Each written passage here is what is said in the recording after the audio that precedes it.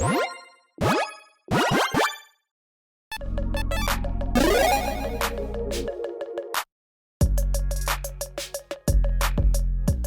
everyone, Mitch coming in from the Creators Core Studio. Welcome to the show. So, you know the drill. Leaks are happening, and some are pretty huge. I mean, this one, okay, if I see this on the other side of the table, I'm going to be like, hey, other players over here, that's the problem. That's the hey, Urza deck over there. I mean, I know, but no, I mean Urza's a big problem too. So, you've got Corvold over there. Okay, also a problem. Okay, all problems, but yeah, this one quite powerful. Quick disclaimer out of the way first, as usual, leaks are not officially confirmed to be real, except when Wizards determines that they're going to send out an article and then recognize the leaks and then be like, here, we recognize that the leaks are happening, and here's some images, because people have been saying that they don't enjoy potato-quality images, so here's some images, and also some random other spoilers, and then leaks keep happening, and then Wizards just, like, stay silent. And it's like, why'd you put that article in the first place, then, and, like, put out some images that you said, anyways, weird. Also, the actual card images are going to be at the end of this episode, okay? So keep that in mind. That being said, this image that you're seeing right now is a custom card on MTG.design that I made, because it's just easier to discuss it with this, okay? So yeah, I appreciate those of you who are like, yeah, I enjoy looking at this instead of a blurry image as well. So anyways, Energetic Splendor. Let's talk about this one first. An enchantment aura for 2 in a white enchant creature. Enchant creature gets ++1 for each energy counter you have. Umbra armor. And if a enchant creature be destroyed, instead you remove all damage from it and destroy this aura instead. So essentially, hey, energy apparently has become a pretty big thing, according to the leaks, in this set, where energy is finally getting some support. As someone who built an energy deck once, yeah, it's about time. So, energy is finally getting a good amount of support. How good is this one compared to other Umbras? I mean, below a lot of other Umbras, if not all the other Umbras, if you're not utilizing energy, obviously. If you are utilizing an energy deck, yeah, this can pump your creature a ton, which is absolutely lovely. Even if you just have, I guess, some energy synergies, if you have, like, proliferate type effects, that's nice as well. But, yeah, I mean, outside of, like, an energy strategy, I don't see this seeing any play at all, obviously. So, yeah, make sure you got energy support for this one. Yay. Next up. Now, this one actually is a real card. This one actually is a spoiler. Correct me in the comments below if I'm wrong on that, but this one, as well as the next couple I'm going to talk about, are actual spoilers that Wizards put out in I think it was like a story article thing, essentially. And they're like, here's some cards. Look. Yeah, some real heavy hitters. Kozilek's Unsealing. Enchantment for 2 in a blue. Enchantment with Devoid. It's got no color. Again, which typically doesn't really matter most of the time, but sometimes, I guess, on edge cases it does. Whenever you cast a creature spell with mana value 4, 5, or 6, create 2, 0, 1 colorless Eldrazi spawn creature tokens with sacrifice creature, add colorless. It's actually quite nice. Whenever you cast a creature spell with mana value 7 or greater, draw 3 cards. Okay, so this one, actually, I understand that, like, it's not as easily usable and abusable as some other, like, you know, like, hey, when you're casting creature spells, you get this or that, or creatures entering the battlefield. This is pretty good for, like, decks that consistently have creatures that cost, again, 4, 5, or 6 or more. Again, like, big mana, big creature decks. That's a ton of value. Whenever you're casting creature spells with mana value 7 or greater, you draw 3. Yeah, I mean, that is a lot. I mean, I'm just thinking, like, Simic big creatures deck. Yeah, you can generate a lot of mana. You can cast a lot of big things. You can keep your hand full with that. I mean, or if you have a commander maybe that has like a cost reduction that you can cast it for cheaper potentially, being able to draw 3 cards whenever you're casting your commander, that's pretty nice. And then also, just like earlier on, like if you're casting 4, 5, or 6, you're making 2 Eldrazi spawns that you either have just like, I'm going to go wide with creatures, or yeah, just utilize them as mana resources. Kind of like a treasure, I guess, but not like fixing your mana in a way. But yeah, being able to get like 2 of that mana back. If you cast them at cost 4, you get 2 mana back right away. That's quite nice. So yeah, this is actually pretty spicy. It feels like, it's like one of those cards like feels like, okay, it's uncommon because it's like kind of a very edge case scenario on when it's good for certain decks. Like not edge case for certain decks, but like only certain decks want it.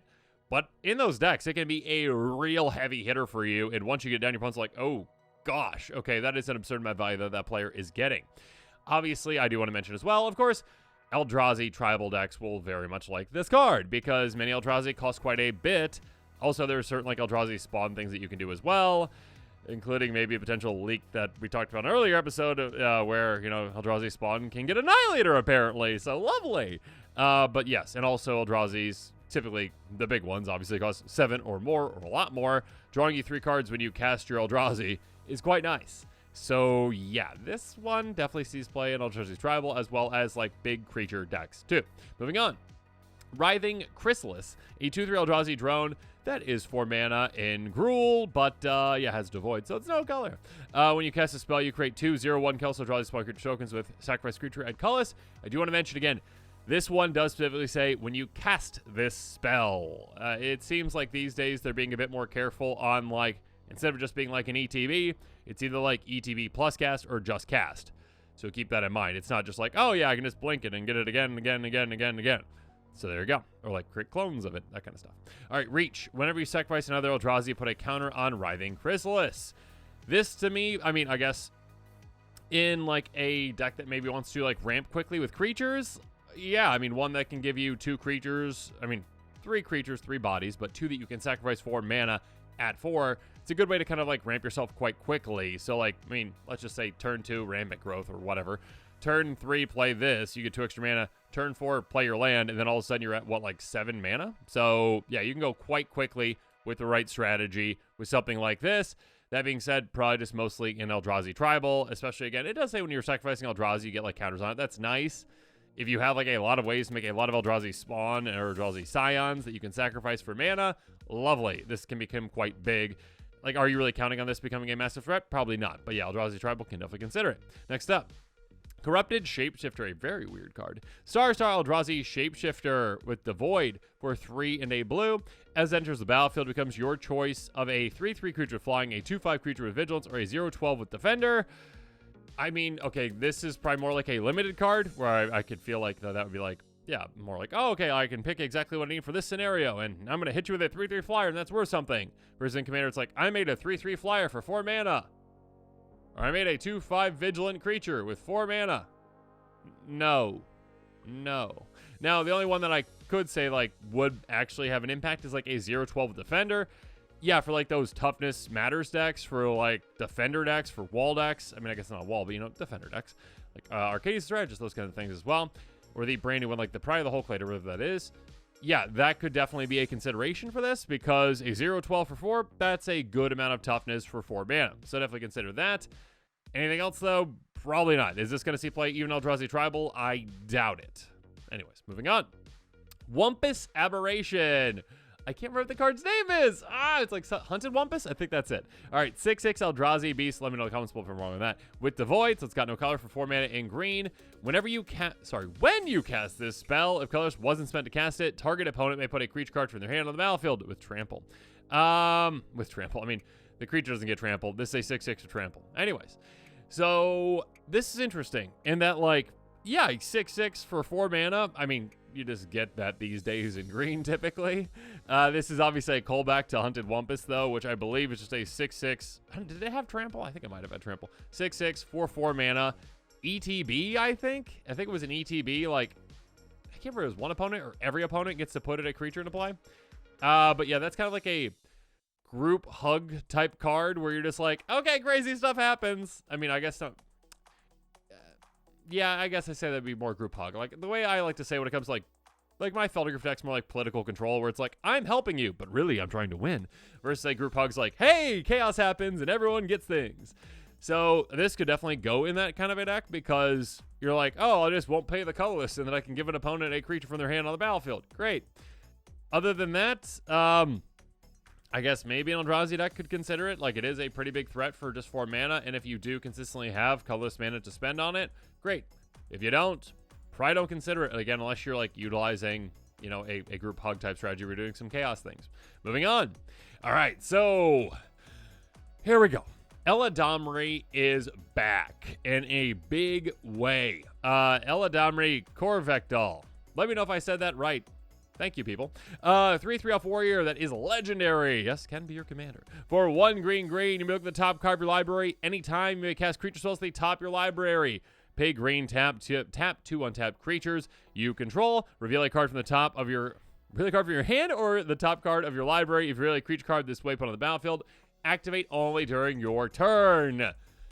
Okay, so this, yeah, is pretty good. It is really good. This is pretty crazy. This is, okay, like we got, I mean, what was like the first one? Like Garrick's Horde, maybe? Let me know in the comments if I'm wrong on this one too. But like Garrick's Horde is the first one I can think of where it's like, hey, top your library. If it's creature, you can play it. Cool. And then we have Vizier the Menagerie, which is better because I believe Garrick's Horde makes you reveal the cards off the top of your library, which is just strictly worse typically. Like being like, okay, here's my plan. Everyone knows what I'm drawing into. Versus Vizier the Menagerie is more like, oh, okay, cool. I get, yeah, to see my top library, which is a nice thing to do. Being able to see the top of your library lets you plan ahead yourself, but obviously being able to play creatures off the top of your library is just additional massive amounts of card advantage. Some players don't realize that like getting access to the top of your library with like a future sight type card essentially is absurd. It is like a second hand plus because you're just like, oh, okay, I play this. Oh, okay, I play this. It's more than just like draw an extra card on your turn potentially. It's like, oh, creature. Oh, not a creature. I've got a way to manipulate the top of my library, maybe draw a card, you know, loot a card. I've got a way to maybe, mill whatever it is to get rid of the top card of my library. Oh, creature. You're not always going to hit that, obviously. There's only so many creatures in your deck. That being said, yeah, it's absurd to get access to the top of your library. And of course, with this, even more absurd, with a very low to ground commander to pretty quickly cheat into play some potentially massive creatures, again, either in your hand or off the top of your library. I do want to point out that it is kind of funny just the way that this is worded, and I understand, like, magic-wise, like, rules-wise, it had to be worded this way, but, like, picture this scenario. Okay, I pay a green, I tap two untapped creatures I control. Awesome. I reveal an enchantment. Oh, okay. If you reveal a creature card this way, put on the battlefield. Ah, okay, I didn't reveal a creature card. I messed up. All right. Now what? Nothing happens. So it's just kind of funny where it's like, it's not like reveal a creature card from your hand or top of your library. It's like, okay, well, I understand the way the rules work. Anyways, I just want to point that out because it's just kind of weird. It's just like, I reveal nothing that I can do with. Okay. But being able to cheat in a creature, like Elvish Piper style, essentially, on a commander is an incredibly powerful thing. Especially since you also get access to the top of your library, and you can cheat in creatures off the top of your library. Gross. Now, obviously, it does require some setup. Not much setup at all, though. You need this, plus 2 other creatures in play to actually tap them. So tapping 3 creatures in total and 1 mana in total. Yeah, that's like a decent amount to have to work with, but not really. I mean, again, it doesn't say like even, it doesn't even like specify like non-token. So obviously you can type just like make a bunch of tokens. Cool, tap those and utilize those. Or just, of course, like if you have a bunch of low-to-the-ground elves, cool, like turn 1, get this out. I guess, yeah, turn 1, or turn 1, get this out. Turn 1, land more elves. Turn 2, this. Turn 3, play another creature, and then tap this, and all the creatures, the other creature doesn't need haste because this is the thing that is tapping them. So, like, turn 3, you could very easily cheat into play something absolutely massive in the right scenario. So, yeah, very good. I mean, activate only during your turn. Again, typically, I'm not big on restrictions. I don't like a lot of restrictions. I am a Johnny, not a Johnny the Planeswalker. I know that I'm not a cat Planeswalker. I am a Johnny, as in a player that likes to build Rube Goldberg machine kind of decks, essentially. But this is probably needed as a slight restriction just on your turn. Because that's a pretty powerful effect. So, being able to cheat into play very quickly some crazy creatures, either off the top of your library or in your hand, you're going to be able to go quickly. Also, there are definitely some infinite combos that you can utilize with this. And again, just at a base level, even if this commander was literally just like, hey, 3 mana commander that gives you access to the top of your library, you can play creature cards off of it, that would still be a powerful thing. Nowhere near as powerful as, obviously, this whole thing. But yeah, this commander is cheating on mana cost as well as massive card advantage. Yeah, this is going to be really powerful. So, yeah, if I see us cross me at this other side of the table, I'm going to be trying to convince other players at the table that, like, that's scary, okay? See if we can stop that before, Blightsteel Colossus comes down on turn 3. We shall see. So, yeah, this is the one that I'm going to talk about on a quick take, though. I'm going to be taking you through the budget buys and the price your picks cards in my budget, cards outside of my budget. Regardless, with all these leaks, I do want to reiterate again. Do not just go pick up all the cards for this commander and be like, I'm so excited about it. I built around it. Don't do that just yet, okay? Like, I mean, first up, if you want to do that, ask your playgroup if they're okay if you proxy this commander, and then even if it's not real, if you can still play with it. If they say yes, then go for it. But if not, maybe wait until this commander is actually officially spoiled, and, bookmark that, link in the description below that has the cards I'm talking about in this episode. Okay, with all that said, now let's jump into it. Okay, so the very first card that came to my mind, Great Oak Guardian, a 10-cent card that can cause much more than 10 cents of destruction at the table. I don't know where I was going with that. 4/5, Flash Reach, Street Walk for 6 mana in green. When it enters the battlefield, creatures target player controls get +2/+2 until end of turn. Untap them. Are you ever going to choose an opponent? Maybe. I guess like in a scenario, it could be like, oh, that player's attacking that player, but I want that player to win the combat. Okay, I untap your creatures surprisingly and pump them. And then you block that creatures and then you take them out. Most of the time, though, it's like, no. I untap my own team and I'm doing crazy things with this. Because with this commander, again, you essentially can get this into play. It untaps your entire team, which includes the creatures you had to tap with it. And let's say, just for argument's sake, you have, again, like a mana dork in play as well that can tap for at least a single green mana. Cool. I mean, if you can tap for more than that, then yeah. If you've got a way to bounce this back to your hand, maybe like a thing what we'll talk about here in a little bit. Maybe an obvious one that comes to mind for you. Keep bouncing it again, and all of a sudden you have infinite mana, infinite ETBs, infinite a lot of things. And again, you can play things off the top of your deck. You can do some pretty crazy things with that. So, and I guess if you have any other creatures with any other ETBs in your hand or on top of your library, you get those infinitely too, because you keep bouncing those too with the infinite mana. So, yeah, this is the first thing that came to my mind. You don't have to go in a combo direction with this commander, obviously, and there's other combos that you can pull off with this too. But yeah, it's a very powerful effect. Next up, Codex Shredder. Very simple, very effective cards like this are incredible. Basically, if you have a commander that's like you're playing off the top of your library, you want to consider cards that manipulate the top of your library, including Codex Shredder. Very simple artifact that costs 1, tap target player Millslate card, pay 5, tap, sacrifice this, return target card from your graveyard to your hand. You need a panic like regrowth, great. You can regrowth something into your graveyard, which obviously works very well with this commander because it's like, oh, okay, cool. I regrowth this massive creature out of my graveyard. It's in my hand now. I cheat into play with my commander. Cool. That being said, though, yeah, this being able to just say, oh, I've got a land on top of my library. Well, I want this turn to continue. I've got resources. I've got things to do. Let's mill that. Oh, a giant creature on the top of my library. Cool, it's cheating to play with my commander. So, yes, a repeatable mill effect like this one. Ghoul Caller's Bell. Pixis of Pandemonium isn't like mill, but it's like exile. Who cares? Things to get rid of the top of your library, that's great. You want to consider those. Next up, Courser of Crewfix. 2/4 enchantment creature centaur for 3 mana. Play the top card of your library revealed. So this actually does, and this is, some people might not want to consider this card for the deck because you're like, I like having the information to myself, which commander gives you, right? Look at the top card of your library. This kind of negates that in a way where it's like, now I reveal it. So your opponents know what your plans are, whereas they wouldn't. That being said, you may play a top card of your library, it's a land card. Yeah, that's huge. And that, to me, makes up for that, essentially, where it's like, okay, your opponents know what information you have, but also you get to play lands off the top of your library, which again means that if you are stuck and there's a land on the top of your library and you haven't played your land drop for the turn, which you shouldn't until you realize if you can use the top of your library or not, then you can essentially, again, get rid of the top of your library, again, utilize that as a land drop, which is huge, and also say, oh, do I hit a creature next? Oh, I do, great. And on top of that, whenever land is about for your control, you gain 1 life. That's just nice. A little icing on the cake. Are there other ways to play top of your library that are lands? Yes, consider those too. Moving on, Season of Growth. Enchantment for 1 and a green. Whenever a creature enters battlefield under control, scry 1. Whenever you cast a spell targets a creature, draw a card. You might have some untap effects that actually, you target a creature and untap them. Maybe you have that. To draw cards, but what's important here, actually, again, is that scry. Being able to manipulate the top of your library, saying like, okay, I played this creature. All right, do I like that on top?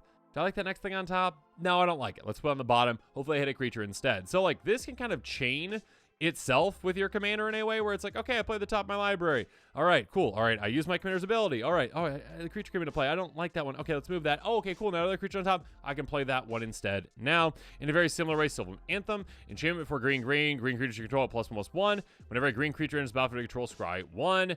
The vast majority of creatures in your deck are probably going to be green. I mean, I guess I don't want to make that assumption with it's like artifact tribal with this. Cool, go for it. But you probably want green creatures in your deck if you're using this, because this is an amazing anthem for, again, low to the ground, 2 mana, pumping your entire team most likely, and then also helping you scry a ton. A lot of value can be had with that. Dryad Greenseeker, just another example of a card that can utilize the top of your library. A 1/3 Dryad for 2 mana. Tap, look at the top card of your library. If it's a land card, you may reveal it and put in your hand. So this one doesn't really see a lot of play because it's like, okay, I typically have about a 37% chance, whatever it is. A third of your deck is probably lands, right? So you're like, okay, I tap. Not a land. Okay, I guess I don't get it. With this commander, you know when it's going to be a land because your commander lets you look at the top card of your deck. So essentially you're like, oh, okay, cool. Is it a land? Use this. You basically just drew a card with this low to the ground creature. Great. If not, don't use it because you know it's not a land. So make sure you're keeping that in mind. Moving on, let's talk about some ways to really use and abuse our commander. Because again, tapping and untapping our commander is a very powerful thing. Well, untapping, I guess. Tapping it for the ability is powerful, but obviously untapping it to do it again is very nice. Quirion Ranger, a 1/1 elf ranger for a single green mana. Return a forest to its owner's hand. Untap target creature, activating once each turn. I mean, force you control, I should say. If it was just return a forest to its owner's hand, you'd be like, hey, you over there. Bounce your forest to your hand. I'll untap my creature. You're like, why did they make this magic card? This is terrible. Okay, I mean, terrible to play against, not terrible. Okay, so bouncing your own forest, though, if I could talk properly, yeah, it's going to be well worth it to be like, okay, yeah, I'll bounce a forest back to my hand at this point of the game and cheat a giant creature into play. Especially, again, if you don't have a land drop that turn, it basically does nothing against you. Like, you kind of like are resetting that land in a way, too, which is huge. So being able to bounce land back to your hand, untap your commander, and do it again, yeah, it's quite powerful. Seeker of Skybreak, a 2/1 elf for 2 mana, tap to untap target creature. So yeah, a way to utilize our commander's ability again. Yeah, you need a decent amount of creatures in play, but obviously you're like cheating a bunch of creatures into play too, so you're going to have a massive army in no time. Yeah, you need like, what, a couple of creatures to like tap each time, but yeah, untap your commander, do it again. Lovely, being able to do that. Serath the Viper's Fang helps out in a multiple ways, if I could talk properly. 3/4 Human Warlock for 4 mana. Other tap creature control of Death Touch, other untap creature control of Hexproof. Pay 1 to tap to untap a target creature or land you control. Being able to give your untapped creatures hexproof is huge. I mean, the death touching is very nice too. It really helps out in combat when you're swinging. You're like, ha ha ha! Or if you've got ways to manipulate creatures and tap them, which you do with your commander, like while you're blocking too, that also is a good threat to have in combat. That being said, yeah, that hexproof is massive. Being able to say like, okay, if my creatures are untapped, and again, I've got a lot of ways to untap my creatures, then I can actually say, oh, you're trying to target my commander, untap it, and all of a sudden, it can't be targeted. You just wasted that removal spell. Good for you. And then also, of course, this just for 1 mana allows you to untap your commander. Mana's not going to be an issue. You're in green, okay? You've got plenty of ways to ramp. You're going to have fun. So, yes, utilize this to untap your commander and utilize that ability again. Also consider cards like Brutalizer Exarch. A 3/3 Cleric. When it enters the battlefield, choose one, search life for a creature card, reveal it, shuffle your library, and put that card on top, or put target non-creature permanent on the bottom of someone's library. The second part is nice when it comes to, like, removal.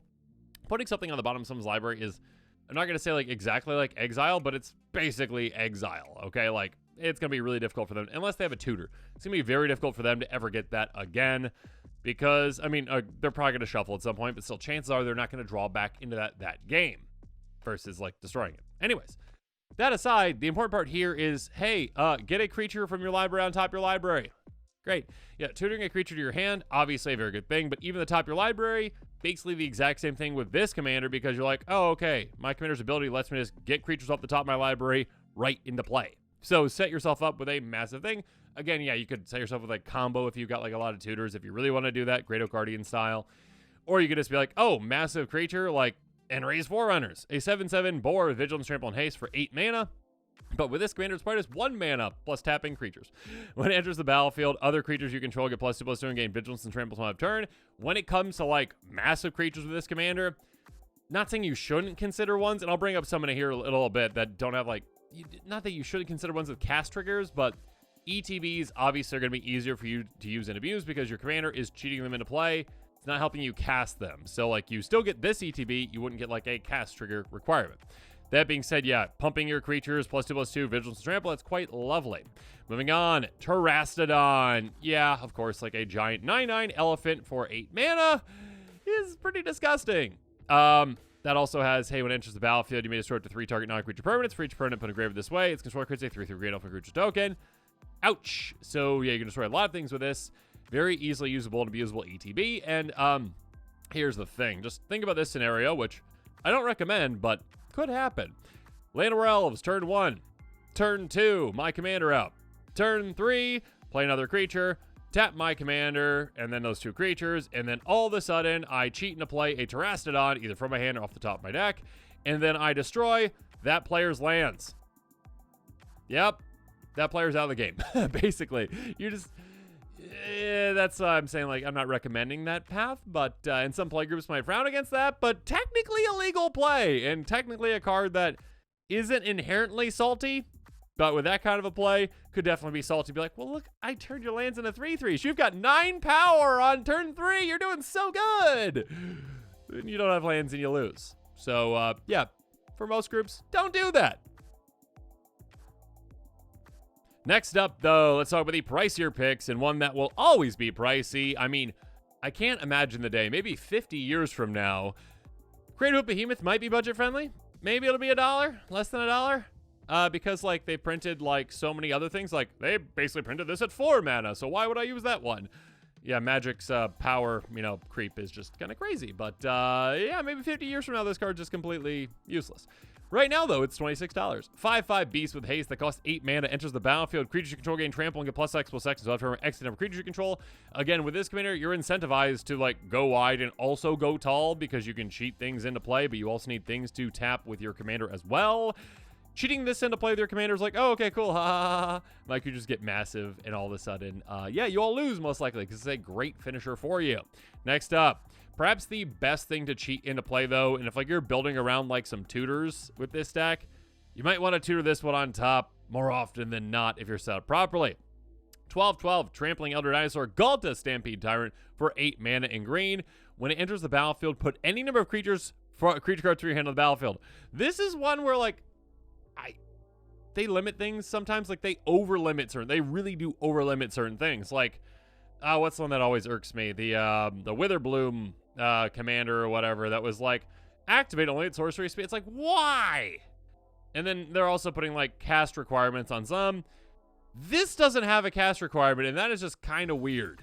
Where this seems like an effect that's like, yeah, you probably should have had a cast requirement on this, because if you cheat this into play, you can cheat everything else from your hand into play. So, yeah, that is incredibly powerful. Basically, again, you get this on top of your library or in your hand. That equals every other creature that's in your hand is just also cheated into play as if it was cheated into play with your commander. I mean, picture this again. I talked about, turn 3, activating your commander. Activating your commander and getting this in play out the top of your library or from your hand and then cheating in all other creatures. That's game ending, just like on turn 3. You probably win. So have fun with that. Also, obviously, if you got ways to bounce this back to your hand, which we'll talk about, and one here in a little bit, you can kind of reset yourself to be like, oh, okay, well, I didn't win right there, but, I've got a new hand because I drew all these cards. All of a sudden, yeah, okay, cool, I will play this, and then all of a sudden, cheat and play again, and then, yeah, I will probably win. Void Winnower Eldrazi. Players out there love Eldrazi. We're getting a lot of Eldrazi, it seems like, in these leaks, and I guess we've already seen one in an actual spoiler with the Emrakul, but still, Eldrazi are obviously very powerful and very high mana value. And with this commander, you're like, oh, okay, I'll cheat them into play. Yay. An 11/9 Eldrazi Void Winnower for 9 mana. Your opponents can't cast spells with even converted mana cost. Your opponents can't block creatures with even converted mana cost. This can kind of just miscellaneously shut players down. Like, it's a dice roll. Like, on if players have a bunch of evens, a bunch of odds, they split it both. But, like, your opponents all have even spells. They're like, okay, the game's basically over. I can't play anything right now. And I'm just top decking to see if I can get anything. So, again, like, you turn 3, cheat this into play. The game might just be done. There you go. Ulamog the Infinite Gyre. A 10/10 Eldrazi for 11 mana. Now, this one does have something that, again, I did kind of warn you about a little bit. When you cast Ulamog the Infinite Gyre, destroy target permanent, again, you don't get that effect. Is that okay? Probably still, because this is also indestructible. It's got Annihilator 4. And also, if it's from the graveyard, you shuffle it. And in your graveyard, too. Shuffle type. Yeah, it's still worth it just being a 10/10 indestructible with Annihilator 4. Gross. So even though you're not getting that cast trigger, if you are cheating to play, that's okay. You're probably fine with that. So, yeah, still included if you've got $35 lying around. Blightsteel Colossus, speaking of money, $33 lying around. Oh, it's cheaper these days. It used to be like 80. 11/11 Golem with Trample, Infect, and Indestructible for 12 mana. Again, that shuffling thing as well. but actually just shuffling this, not like full shuffle Titan where shuffles your graveyard too. Regardless, the important thing is, hey, this is a one-shot KO. And it's got trample. It's got the infect. Indestructible. It's hard to deal with. Again, just picture turn 3 this coming down. I mean, picture turn 3 Galta coming down with this. Oh, gosh. Oh, no. Yeah, that's probably like scoop territory. It's like, okay, you did the thing. Game over. Next time, hopefully you don't get to do that again. Okay. Goodbye. Next up, Worldly Tutor. That can really help you do that quite early. Hey, instant for a single green mana, search your library for a creature card, reveal, put it in, shuffle your library, put it on top. So yeah, again, picture that. Land of Elves, turn 1, turn 2, your commander. I do say Land of Elves, but it's like there's so many creatures out there these days that can tap for, a green or any mana, I guess, really, at 1 mana. So you're just like, okay, I play that. Turn 2, my commander. Turn 3, another creature plus Worldly Tutor. It's pretty easy to do. And then all of a sudden you're like, oh, okay, cool. Blightsteel, turn 3. Gross. Yeah, and any of these kind of like, I think Worldly Tutor, what's the other one? There's another, Sylvan Tutor? There's another one that's like sorcery speed green as well. Like any kind of tutor that gets them either in your hand or top your library, obviously going to be very good with this. Lurking Predators. This one's just kind of funny for you. Enchantment for 6 mana. Whenever opponent casts a spell, reveal the top card of your library. If it's a creature card, put it on the battlefield. Otherwise, you may put that card in the bottom of your library.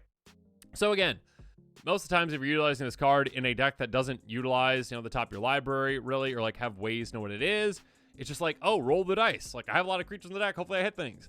With this commander, that's like, oh, no, I know what's on top of my library.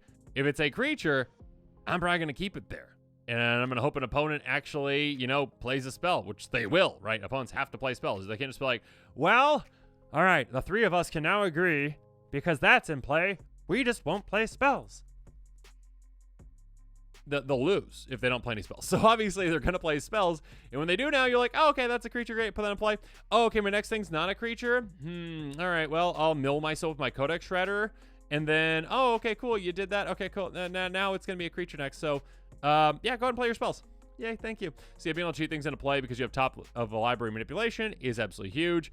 Speaking of huge, Teamer Sabertooth. Yeah, I kind of referred to this one earlier. Great Oak Guardian plus this, plus some mana dorks, probably equals infinite mana. You win. I mean, I guess you don't just technically win, but you probably have many ways to win. 4/3 cat for 4 mana in green. Pay 1 in green. Bounce another creature back you control back to its owner's hand. If you do, it gains indestructible turn. Again, they repeatable, like, hey, ETB untap. You can do a lot of things with that. Keep that in mind. So yes, this is very easy to go infinite with your commander if you're set up properly. Otherwise, like if you just have like, you don't even have to go infinite with this for it to be good. Again, if you just have ETBs you want to use and abuse, like say, Galta, like we talked about earlier, bounce Galta back to your hand. When you have a lot of creatures in your hand that you don't want to cast, you're just like, okay, I cheat Galta back into play. They're all on play now. Lovely.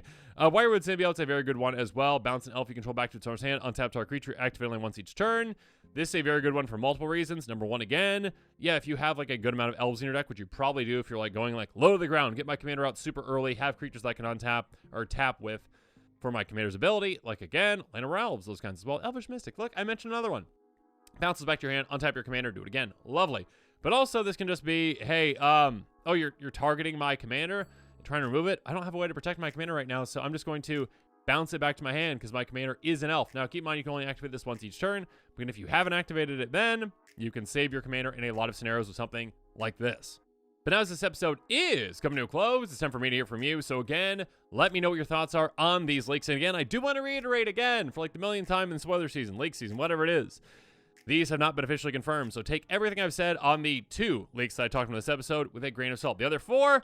you can look for yourself. I believe they were in a story article. I think they're on Scryfall, so typically Scryfall is only putting up the actual spoiled ones, so those are legit. The middle 4 cards I talked about, but the ones at the ends, leaks. Wait until spoiler season, most likely, unless Wizards puts out another random article where they're like, we recognize leaks are happening, and you don't want to look at potato quality images, so here's like 5. But then we just like ignore that other ones are coming out later. But don't worry about that. Okay. We're in trouble. Yeah. So make sure you wait until it's actually confirmed to pick up any cards around that commander, unless your play group is actually okay with you proxying that commander, and even if it ends up being fake, still playing with it. So yeah, then check out the card listing in the description below. There you go. With all that said, stay tuned to this channel. Spoiler season is less than a week away, I think, at this point. But an absurd amount of cards have already been leaked, so we shall see what happens in spoiler season. A lot of crazy things are going to happen, I'm sure. We're like, oh, that was real. That wasn't real. Oh, my goodness. Or that all these were real. Who knows? But yeah, make sure you stay tuned to this channel. And, of course, as always, thanks again, and have a good one.